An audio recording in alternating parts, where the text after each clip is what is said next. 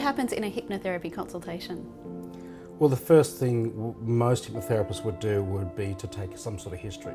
It is important that we get an understanding of what's going on for you, what triggered these sorts of things, and then for me, I do a 2-hour consultation, then I'll actually do maybe an hour of full work on the issue.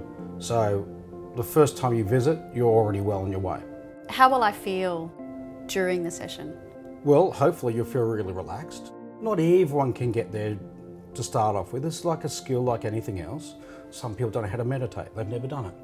So hypnosis is the same sort of point as a meditation point. The only thing is you're being directed by someone. You'll come out of the session feeling quite different. Is that right? Even after just one session? Oh yeah. With a good hypnotherapist, you definitely should. And are you going into some kind of trance? Is that what happens? You are. The myth that you go to sleep and you don't hear what the person's saying, that's not true. Right.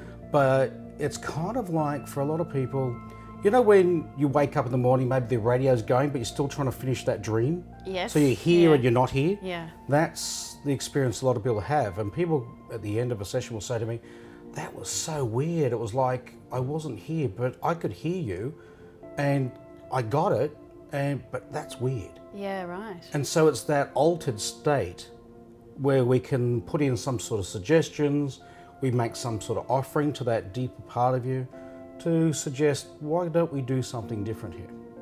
And it works? Yeah, it's got a high success rate.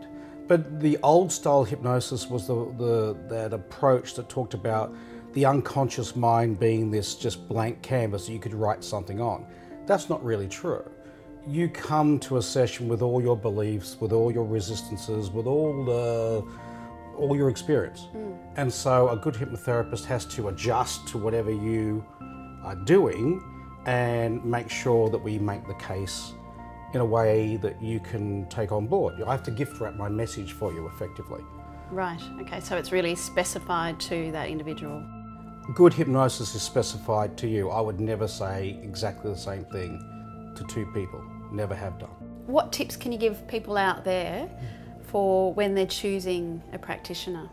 First thing is they need to be part of an Australian association. It must be an Australian association. They must be fully insured. If they have access to health fund rebates, that's a plus. All that tells you they've got more education than some of the other people out there, because unfortunately hypnotherapy is not regulated. So technically you could put your shingle out and say you're a hypnotherapist. There's nothing legally stopping you. You want to go for someone who's experienced.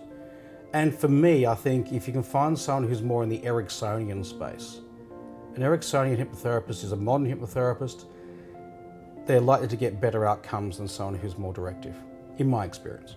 And that would have just been part of their training, the Ericksonian training? Yeah, and I've been trained in both. I mean, in Australia, most of the training was, even is still with a lot of schools, is very directive.